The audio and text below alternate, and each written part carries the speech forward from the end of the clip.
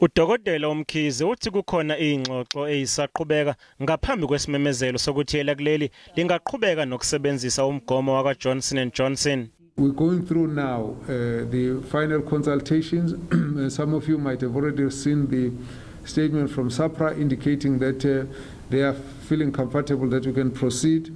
There's still a bit more consultation that we're still doing with ethics committees, with the Medical Research Council, and we also have had a discussion with Johnson & Johnson.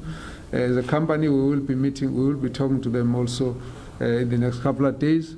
Ungqongqoshe wezempilo uthi unesiqiniseko sokuthi isigaba sesibili sokugoma sizoqala ngesikhathi esifanele maphakathi nonhlaba.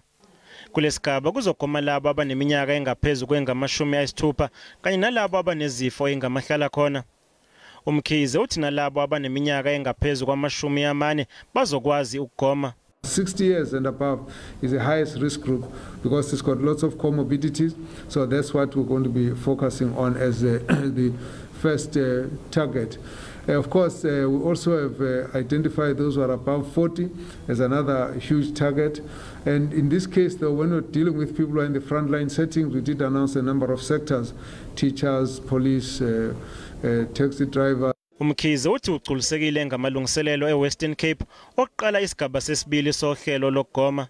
We've worked that out in the process flow, and of course we are now here to see it in action, what it looks like, and our ability to be able to vaccinate 30,000, but maybe even take it up to 40,000 citizens per day.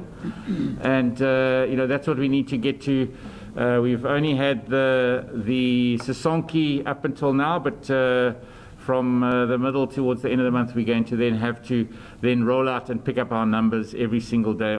UMkhize kanye nondunankulu wase-Western Cape bavakashele isibhedlela iLantegeur eKapa ukuyobheka amalungiselelo alesifundazwe okuqala isigaba sesibili sokugomela i-COVID-19.